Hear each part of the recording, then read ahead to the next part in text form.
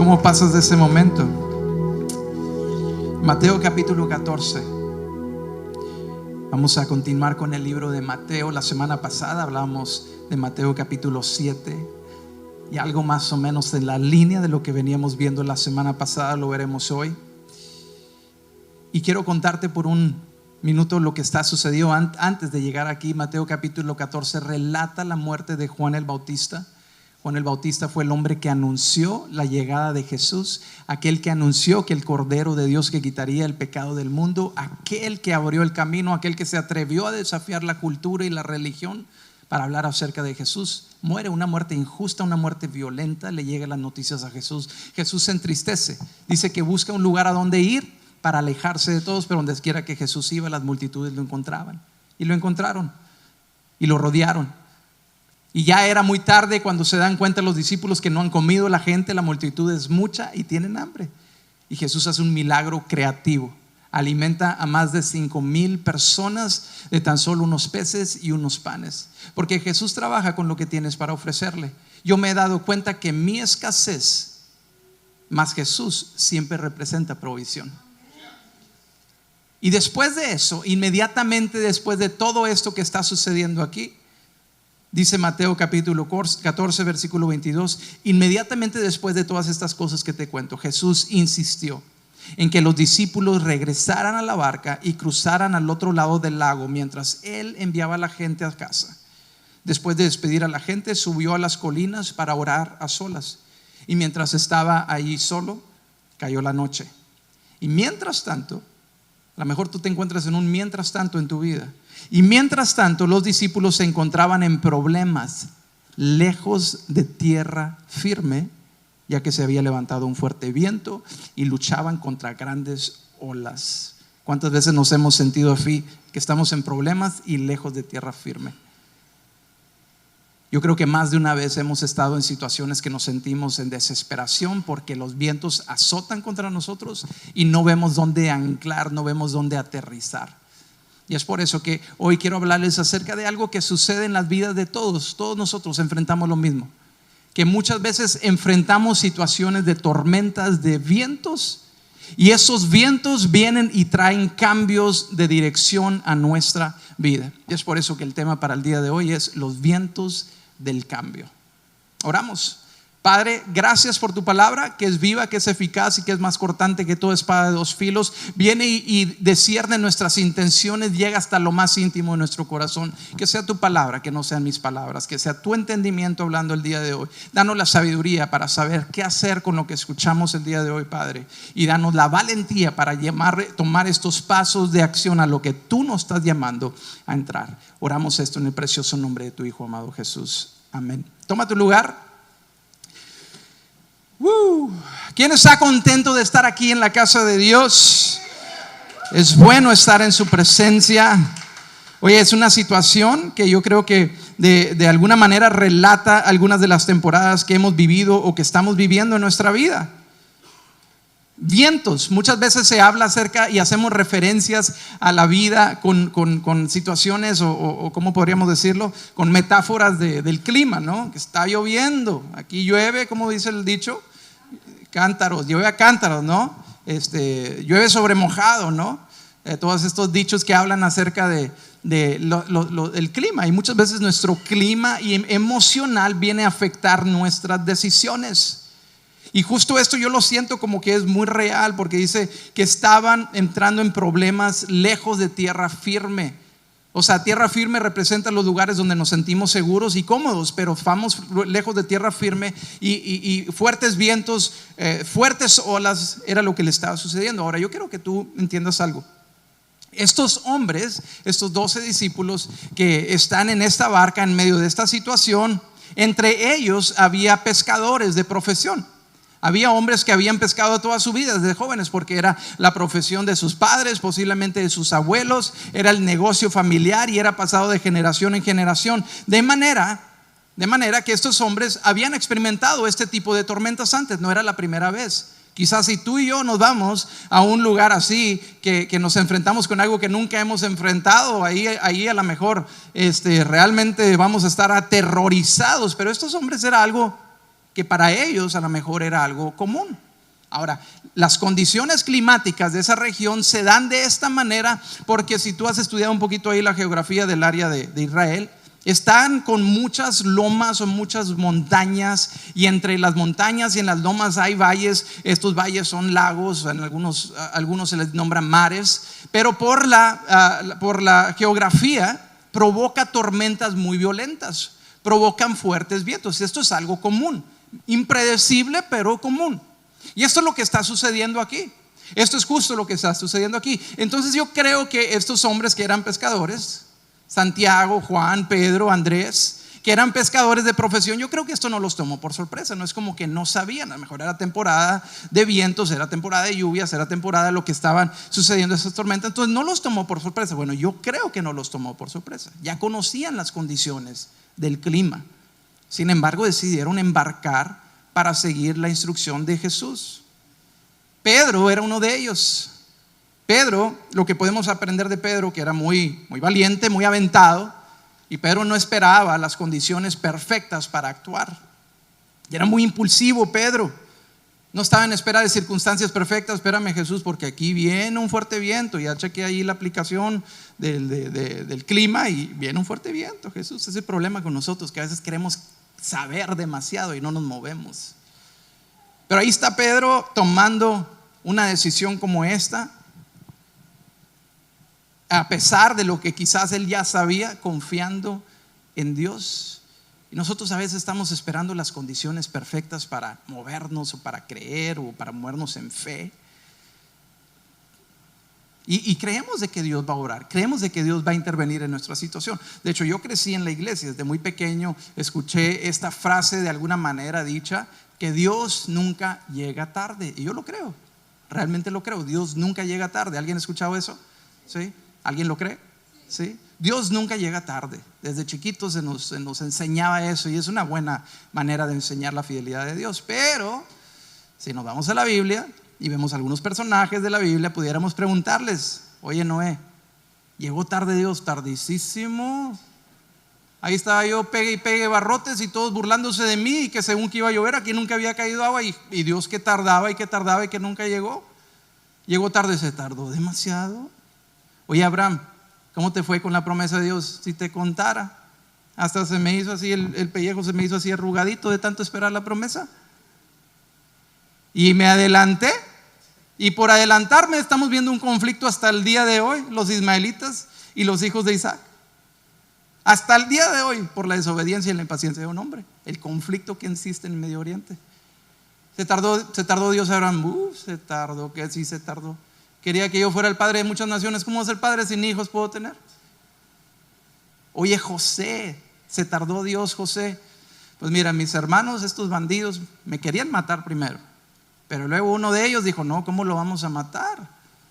Mejor vamos a venderlo. Mira, ahí viene esta otra tribu, vamos a venderlo como esclavo. En lugar de matarlo, no nos manchamos las manos de sangre y le sacamos algo de dinerito. ¿Qué te parece? No, pues es buena idea. No agarran ideas, no van a vender a sus hermanos a esclavitud. Ya había algunos: oye, no había pensado en eso. Y luego después de eso llega al palacio y es acusado injustamente, termina en la cárcel, y en la cárcel, después de obrar bien, termina ahí con que nadie se acuerda de él por años.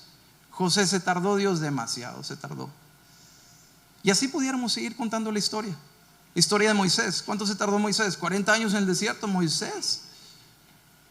Y eso que eras el escogido para libertar, ¿no?, al pueblo de Israel. 400 años de un libertador, 400 años en espera del libertador.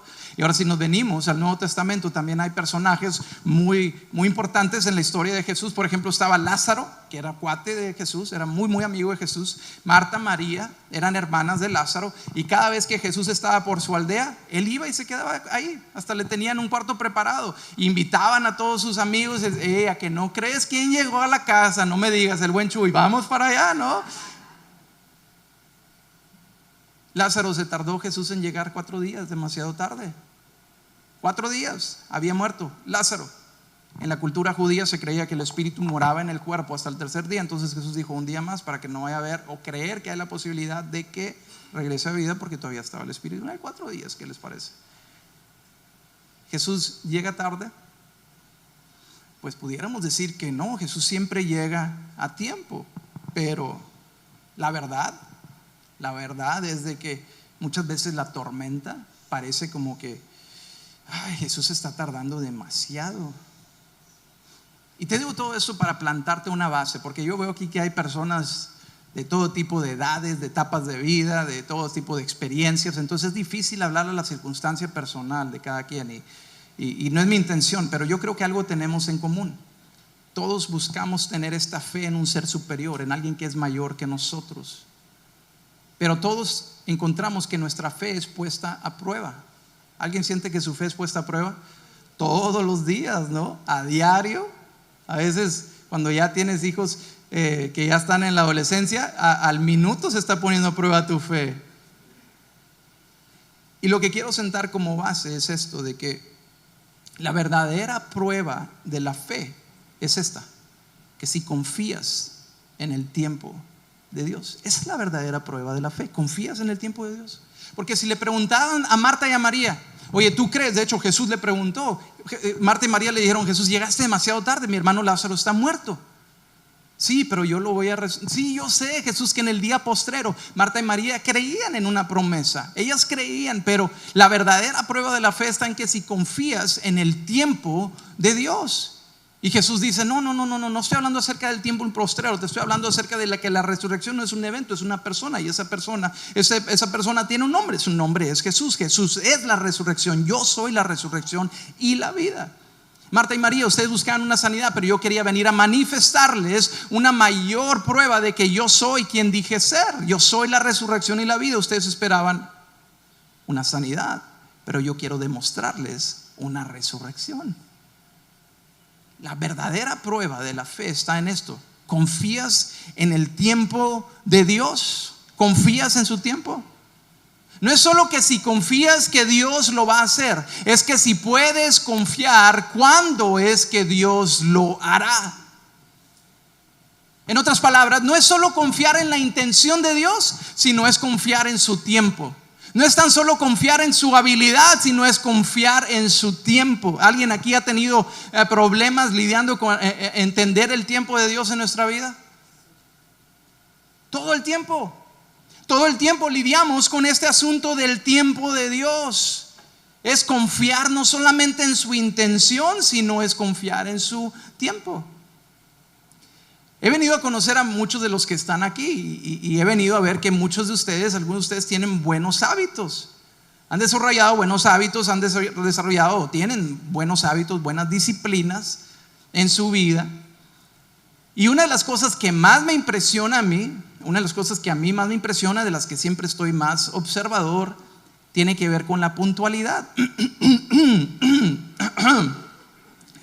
Tiene que ver con la puntualidad. Oye, todos ya voltearon a verle enseguida, a codearle. No. Dile: te están hablando a ti, dile. Oye, he visto que algunas personas tienen muy buenos hábitos y tienen una muy buena disciplina de llegar temprano. Y no solamente acerca de la reunión de la iglesia, sino en diferentes actividades. Siempre están ahí temprano. Están allí a tiempo. Y podemos confiar en las personas, porque podemos confiar en su intención, no solo en su intención, pero también en que lo harán a tiempo. Por ejemplo, conmigo hay muchas personas que a veces se ofrecen para hacer algo y vas conociendo a las personas y claro que sí, no, cuenta conmigo, yo voy a estar a las 9, pero confío en tu intención, es un buen corazón, una buena intención, pero yo sé que vas a llegar a las 11:30. Está bueno, a las 11:30 ahí nos vemos, ¿no? Porque se puede confiar en la intención, pero muchas veces no se puede confiar en el tiempo, porque nuestro concepto de tiempo a lo mejor es distinto al concepto del tiempo de alguien más. Para nosotros el concepto del tiempo es el tiempo y para los otros es una ilusión, o sea, nunca lo hacen. Y abrimos este espacio para invitarles a que lleguen temprano a la iglesia, para que no se pierdan nada. Pura coincidencia de Dios, no crean que yo lo voy a traer. Mira, aquí están mis notas, no está anotado nada de eso. Entonces, te digo todo esto porque nuestro concepto del tiempo es distinto. ¿Sabes cuál es el único motivo por el cual una persona llega tarde o llega temprano? ¿Sabes cuál es? Es uno solo. ¿Sabes cuál es? La planeación. Eso es. Si tú planeas llegar temprano, vas a llegar temprano. Si tú haces los planes para llegar a tiempo, vas a llegar a tiempo. Joel, es que no hice planes para llegar tarde. Es el problema, que no hiciste planes para llegar a tiempo. Entonces por eso es de que llegas tarde. Y yo puedo confiar en tu intención, pero no puedo confiar en tu tiempo. La planeación hace toda la diferencia. Es por eso que es un hábito, es una disciplina. ¿Qué es la disciplina? La planeación. ¿Puedes confiar en los planes de Dios para tu vida? Porque si puedes confiar en la planeación de Dios para tu vida, puedes confiar que Él siempre llega a tiempo. Jeremías lo dijo de la siguiente manera: porque yo sé los planes que tengo para ustedes. Esto es lo que está implicando. Yo sé, tú no sabes. Son planes para bien y no para mal, para traerte un futuro y una esperanza. ¿Puedes confiar en que Dios es un Dios de planeación? ¿Puedes confiar que Dios es un Dios de orden? ¿Puedes confiar que es un Dios que tiene planes perfectos? Si puedes confiar en eso, puedes confiar en el tiempo de Dios para tu vida.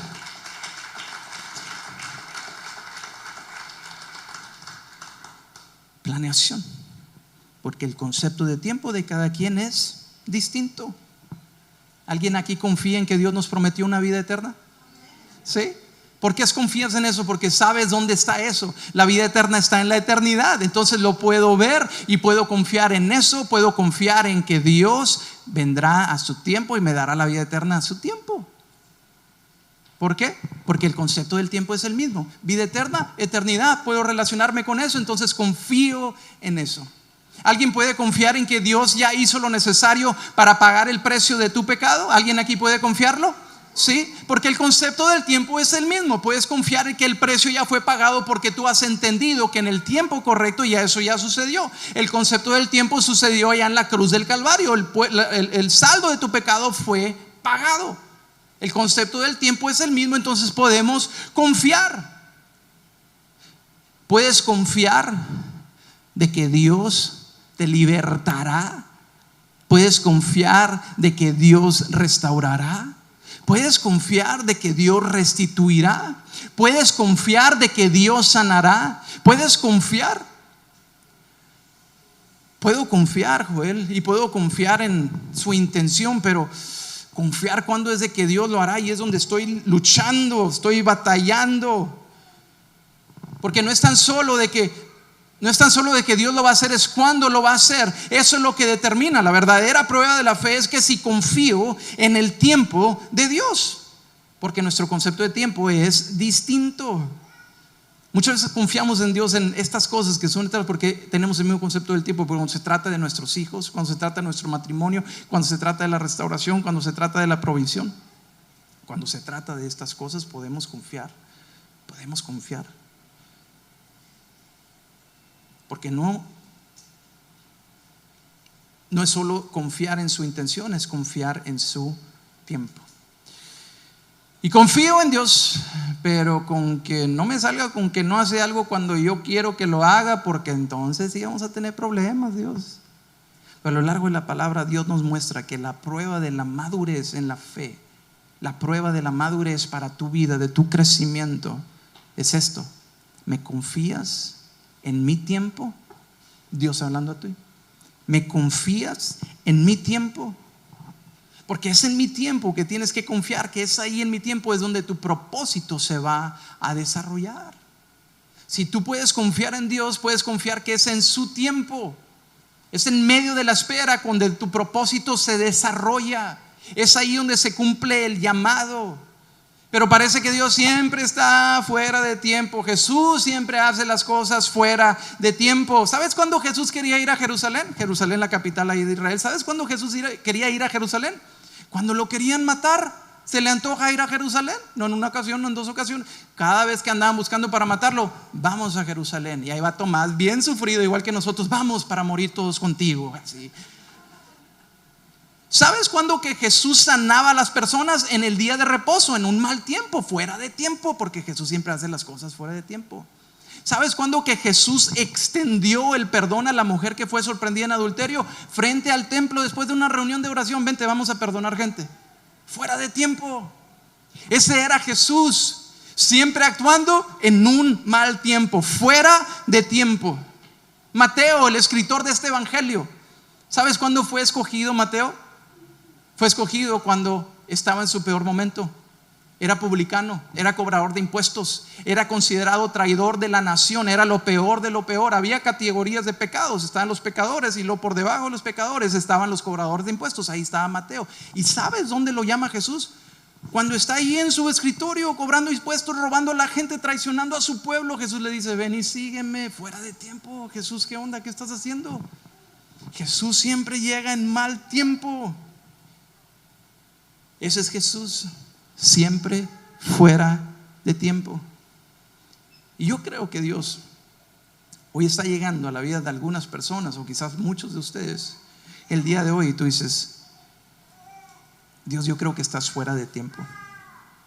Yo creo que te tardaste demasiado. Y eso es lo que está sucediendo aquí en Mateo capítulo 14. Era un mal tiempo. Juan el Bautista acaba de morir. Él quiere estar a solas. La gente lo rodea. Ahí anda creando milagros fuera de tiempo. Se alargó el día. Los discípulos le dicen: Jesús, ya es muy tarde, estamos muy lejos de todo, ¿cómo le vamos de comer a tanta gente? Y Jesús hace un milagro creativo. Fuera de tiempo, es un mal tiempo. Jesús, ¿qué estás haciendo aquí? Es un mal tiempo para convocar a esta gente. Despídelos y llámalos mañana. No, vamos a hacer un milagro aquí. Fuera de tiempo. Alimenta a los 5,000. Fuera de tiempo. Quizás nosotros en ocasiones llegan momentos en nuestra vida donde decimos: ¿ya para qué? Ya lo perdí todo. ¿Ya para qué? Ya hice la mala decisión. ¿Ya para qué? Ya esta prueba es demasiado fuerte. ¿Ya para qué? Ya desperdicié tanto tiempo en mi vida. ¿Ya para qué? Ya terminé en divorcio. ¿Ya para qué? Ya desperdicié mi vida. ¿Ya para qué? Soy muy viejo. Jesús hubiera llegado a tiempo. Eso es lo que los discípulos estaban tratando de comunicarle a Jesús todo el tiempo. Es un mal tiempo, Jesús, es un mal tiempo. Pero Jesús decía: no, yo quiero llegar cuando hay poca esperanza. Yo quiero llegar cuando hay poco tiempo. Yo quiero llegar cuando hay pocos recursos, porque quiero que tú sepas que quiero bendecirte cuando es un mal tiempo, para que no dependas de tu pronóstico y comiences a depender de tu fe, para que tú puedas venir a creer que es mejor confiar en su palabra que confiar en tus circunstancias. Y Jesús dice: no, yo quiero que sea el mal tiempo. El mal tiempo, cuando estamos viviendo en temor. Vivir en temor de lo que pudiera ser, vivir en temor de lo que fue, es un mal tiempo. Pero es tiempo de cambiar nuestra mirada. Ya no veas el mal tiempo, no lo veas. Quita tu mirada de ahí. No estoy hablando acerca de no planificar, no estoy hablando acerca de ignorar, no estoy hablando acerca de eso. Pero no consultes el mal tiempo, no consultes los vientos fuertes para tomar decisiones. Esa es la diferencia entre decisiones emocionales y decisiones con entendimiento, con razonamiento. No consultes tu clima emocional para tomar decisiones, porque el mal tiempo siempre obra en contra de la palabra de Dios. Todo lo que Dios ha hablado sobre ti, los vientos siempre obran en contra de eso. No consultes el mal tiempo. Entonces estos hombres se encuentran ahí en el mar, en el lago, dice, y están viendo que el mal tiempo les acecha. Es algo que era común para ellos. Y quizás para nosotros nos ha tocado que hemos estado vigilando el mal tiempo y estamos preocupados por situaciones que no podemos controlar. Por más que se hubieran esforzado estos pescadores, ahora discípulos, ellos sabían que no había nada que podían hacer para cambiar las circunstancias. Y yo te digo a ti: deja de calcular todo aquello que no puedes controlar. Ay, es que no hay cómo cambiar a este viejo. No lo vas a cambiar tú, si no puedes cambiarte ni a ti mismo. Es que no hay cómo controlar, no hay cómo. Deja de calcular todo aquello que no puedes controlar. Deja de hacerlo. Regresamos a Mateo capítulo 14. Dice: inmediatamente después Jesús insistió en que los discípulos regresaran a la barca y cruzaran al otro lado del lago, mientras él enviaba a la gente a casa. Yo me quedo aquí, muchachos. Ustedes súbanse a la barca y vayan hacia el otro lado. Y de alguna manera yo creo que Jesús les dijo: allá los veo del otro lado. Yo creo que Jesús les dio la orden, pero también les dio su palabra. Allá los veo del otro lado, allá los espero del otro lado. ¿Y qué hicieron los discípulos? Ellos actuaron. Ellos subieron al barco y aceptaron el reto y se fueron al otro lado a solas, mientras Jesús quedaba acá, de este lado. Y muchas veces nosotros nos hemos subido al barco, comenzamos a remar, pero sabes, el reto está en cuánto tardará Jesús en llegar. ¿Cuánto va a tardar Jesús en llegar? Su palabra está ahí. Su palabra ya está declarada sobre ti, de que Él nunca nos dejaría, de que Él nunca nos abandonaría. Su palabra está declarada sobre tu vida. ¿Alguien cree que su palabra está declarada sobre tu vida? Dile a la persona que está a tu lado, y la palabra fue declarada sobre ti.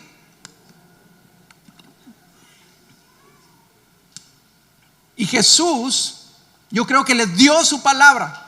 Allá los veo del otro lado. Y Jesús era la palabra. Y Jesús ha declarado una palabra sobre tu vida. Y la palabra, dice Juan capítulo 1, que en el principio era el verbo, era la palabra, y el verbo el verbo era con Dios y el verbo era Dios. Y esa palabra se hizo carne. Dice que habitó entre nosotros. Literalmente dice que hizo un campamento, acampó junto con nosotros. Y Juan escribió que él y aquellos que caminaban con él, dice, y vimos su gloria, vimos la aprobación del Padre sobre él, aquella gloria que le pertenece al único Hijo de Dios. Vimos su gloria, habitó entre nosotros. Y Juan diría, Jesús no solamente hablaba palabra, Jesús era la palabra. Entonces, si la palabra es de que yo estaría contigo, Jesús mismo está contigo, porque Jesús es la palabra. Si la palabra es de que Él nunca te dejaría, Él nunca te abandonaría, Jesús está contigo. Él no te ha dejado, Él no te ha abandonado, porque Él es la palabra. Y alguien necesita reconocer eso sobre su vida. No es solamente escuchar la palabra, es tener la palabra en ti, es tener a Jesús en ti. Dice, Jesús insistió mientras Él enviaba a la gente a su casa. Y después de despedir a la gente, dice que subió a las colinas para orar a solas. Y mientras estaba ahí solo, cayó la noche. Mientras tanto, los discípulos se encontraban en problemas lejos de tierra firme, ya que se había levantado un fuerte viento y luchaban contra grandes olas. Dice la Nueva Versión Internacional, porque el viento les era contrario. ¿Alguien aquí que se siente como que el viento es contrario? ¿Alguien aquí que se siente como que las olas están azotando contra tu barca?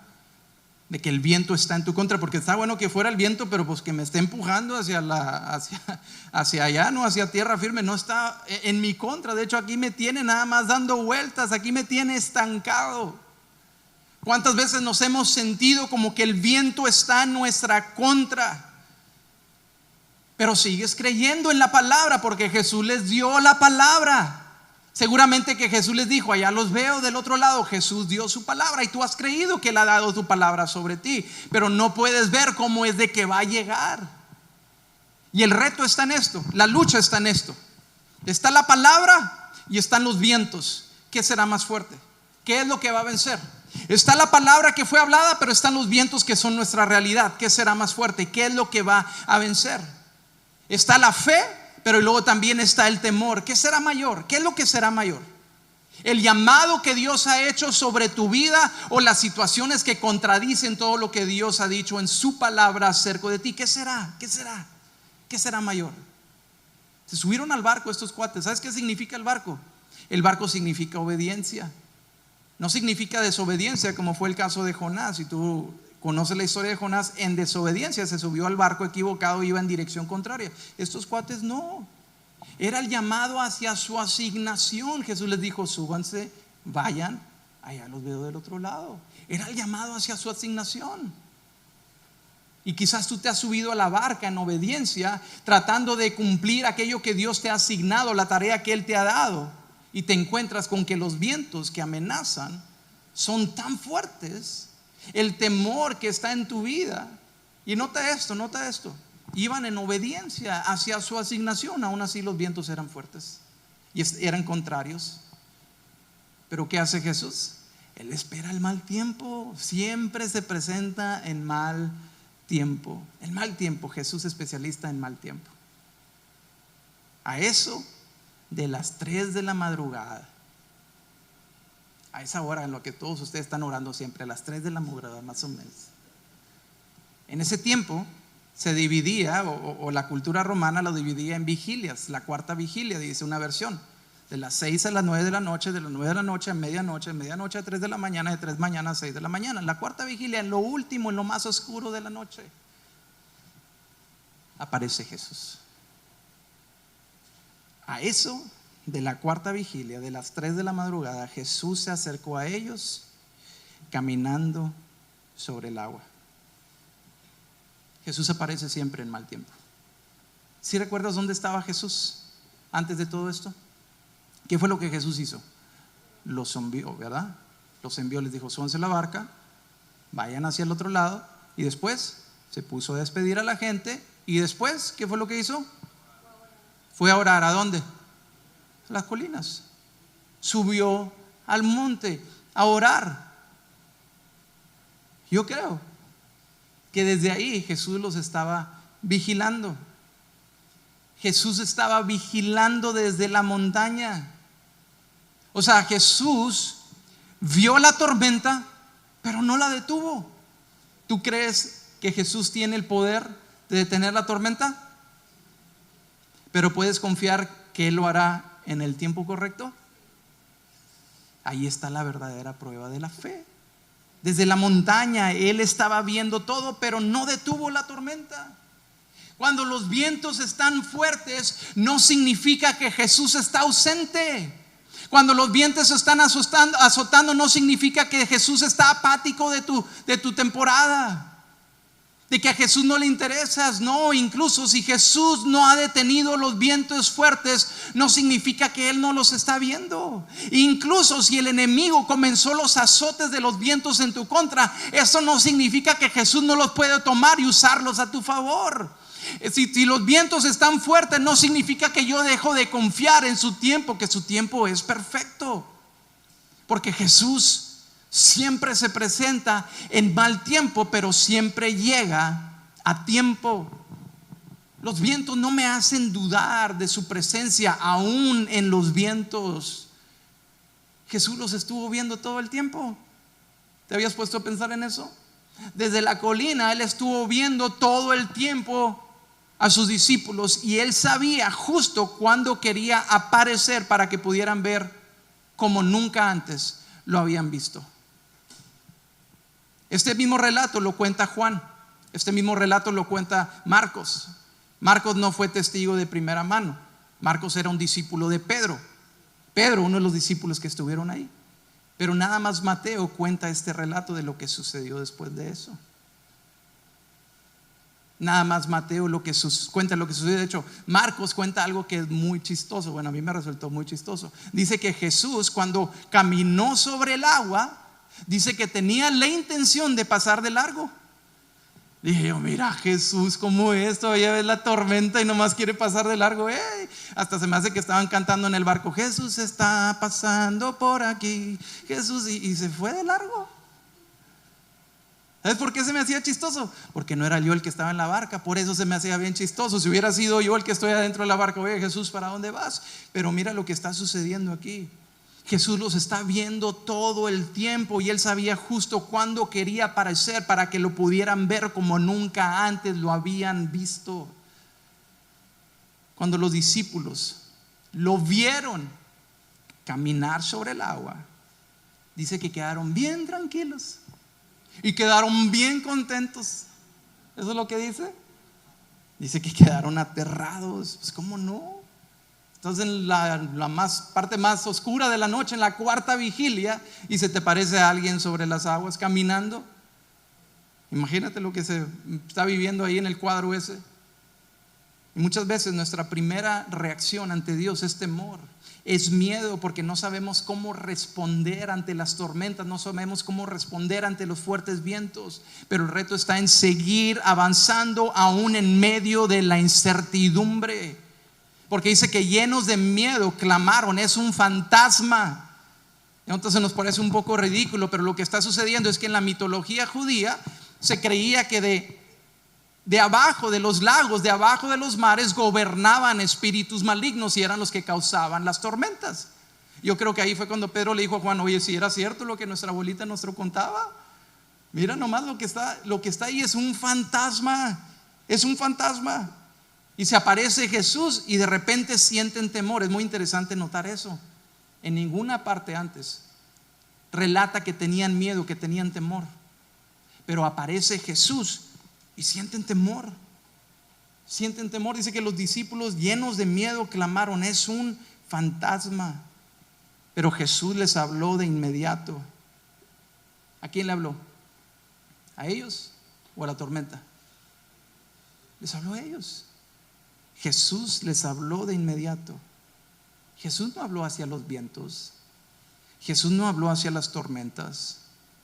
Les habla a su fe. ¿Sabes cómo sé que les está hablando a su fe? Porque les dice: yo soy, haciendo referencia al Dios eterno, haciendo referencia al Yahweh, aquel que es por siempre, el yo soy, el que soy, aquel al que hizo referencia a Moisés. Jesús dice: yo soy, tengan ánimo, yo soy, estoy aquí. Entonces Pedro lo llamó. Dice: Señor, si realmente eres tú, ordéname que vaya hacia ti caminando sobre el agua. Sí, ven, le dice Jesús. Entonces Pedro se bajó por el costado de la barca y caminó sobre el agua hacia Jesús. De hecho, esta escritura ha sido de tropiezo para muchos. ¿Cómo es que alguien puede caminar sobre el agua? Pues que tienes que entender algo. En realidad Pedro no estaba caminando sobre el agua. Pedro estaba caminando sobre su palabra, sobre la palabra de Jesús, porque basta una palabra para transformar tu tormenta, basta una palabra para transformar tu situación. Y Jesús dijo: sí, ven. Y Pedro estaba caminando sobre la palabra, no estaba caminando sobre el agua, estaba caminando sobre su palabra. ¿Te puedes dar cuenta de eso? ¿Alguna vez has caminado sobre su palabra? Que pareciera que estás caminando sobre el agua. ¿Alguna vez has avanzado con un simple acto de fe?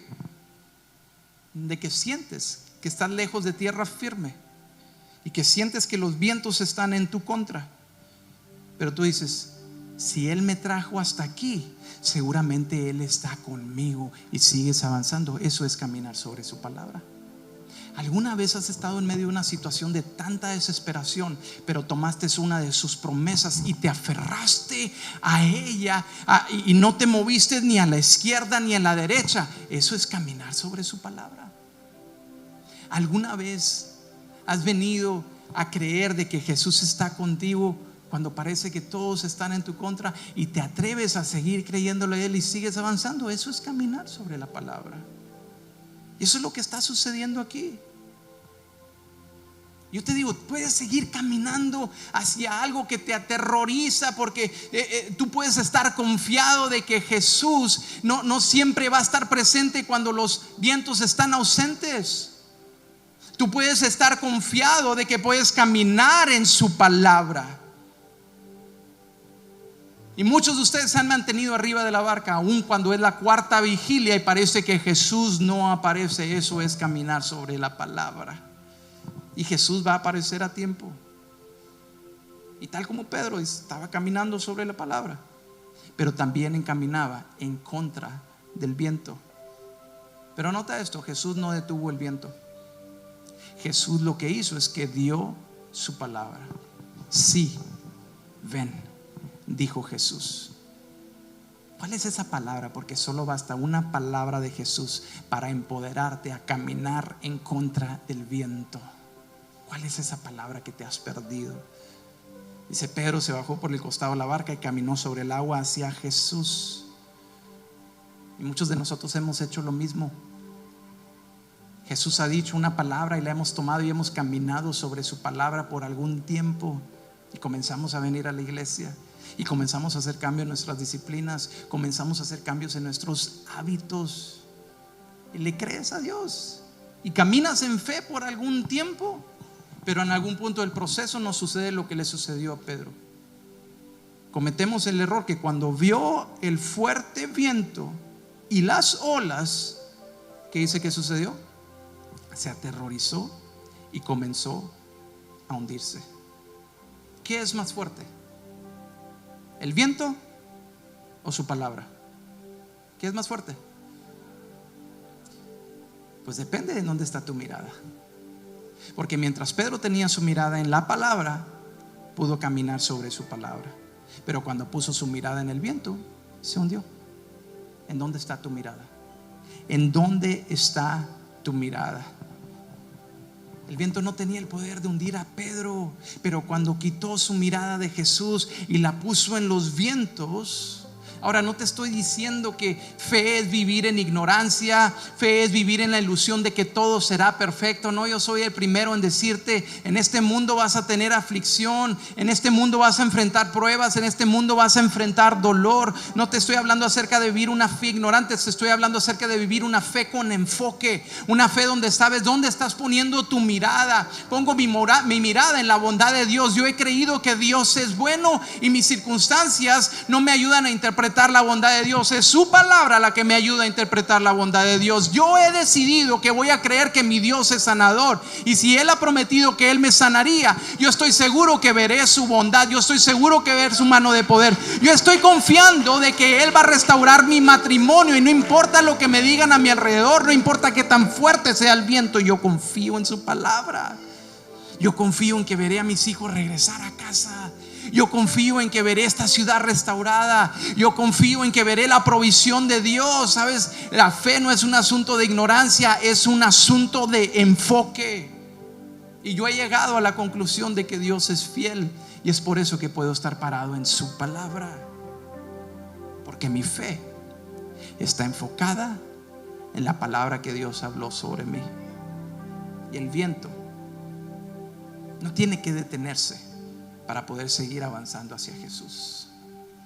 Tal como Pedro, nosotros podemos avanzar hacia Jesús aun cuando el viento está en nuestra contra. ¿Dónde está tu fe? ¿Está enfocada en la palabra de Dios hablada sobre ti? ¿Dónde está tu fe? ¿Has decidido creer de que el viento no tiene que detenerse para poder seguir avanzando hacia Jesús? Yo te digo una cosa: tu situación no tiene que mejorar para ver la gloria de Dios. Aún en medio de los vientos, Jesús siempre hace acto de presencia justo a tiempo. Él siempre llega a tiempo, y si tú estás cimentado en su palabra, no hay viento que te pueda derrumbar. Es por eso que veíamos la semana pasada cuando Jesús decía: todo aquel que escucha mi enseñanza, todo aquel que la escucha y la pone por obra, es sabio, como la persona que construye su casa sobre una roca sólida. Y aunque llueva a cántaros y suban las aguas de la inundación y los vientos golpeen contra esa casa, no se vendrá abajo, porque está construida sobre un lecho de roca. Y es donde pongo mi mirada. Mi mirada está puesta en su palabra, y su palabra es mi cimiento fuerte. Así es que tú puedes vivir confiado de que tu vida se construye en el cimiento de su palabra. De que quizás estás buscando ver los milagros de Dios, pero ahora puedes entender que no es acerca de caminar sobre el agua, es acerca de caminar sobre la palabra. Porque cuando vengan vientos, su palabra es suficiente. Cuando vengan pruebas, su palabra es suficiente. Cuando venga lo que venga, podemos hacer lo que Pedro hizo, que aun cuando nos hundimos podemos clamar a Él, y Él responde: sálvame, Señor, sálvame, Señor, gritó Pedro, sálvame. ¿Y sabes qué fue lo que hizo Jesús? Lo dejó 15 segundos abajo del agua para que aprendas a no quitar la mirada, le dijo. Jesús no es como nosotros. Jesús no es como nosotros. Dice que de inmediato Jesús extendió la mano y lo agarró. ¿En dónde está tu mirada? ¿Tienes tan poca fe?, le dijo Jesús. ¿Por qué dudaste de mí? ¿Por qué dudaste de mí? Tu fe no hace que nada desaparezca. Tu fe lo que hace es que te enfoca hacia la palabra. Dice que cuando subieron de nuevo a la barca, entonces el viento se detuvo. Y entonces Los discípulos lo adoraron. De verdad, eres el Hijo de Dios, exclamaron. De verdad. Y sí, Jesús habló, pero no solamente su palabra, es en donde está nuestra mirada. Y el recordatorio es ese: pon tu mirada en su palabra, porque si Jesús ya lo habló, no hay nada de lo que tus ojos estén viendo el día de hoy que sea más fuerte que su palabra. Y el viento no tiene que detenerse para que el milagro suceda. Entonces yo no sé qué sean los vientos que están azotando tu vida.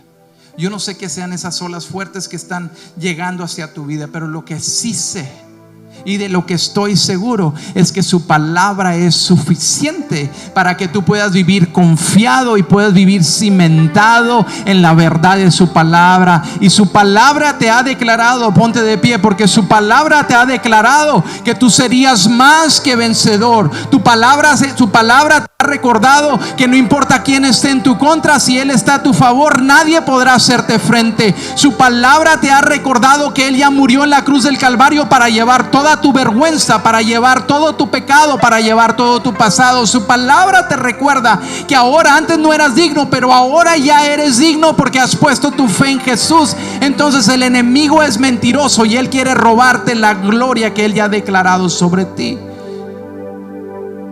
Pero puedes confiar en su tiempo, porque si tú puedes confiar en su tiempo, puedes creer que en ocasiones vendrán vientos, y vientos que traen cambio, pero el cambio que traerá a tu vida es que te afianzará aún más en su palabra, porque vendrás a experimentar a Jesús como nunca antes lo habías experimentado.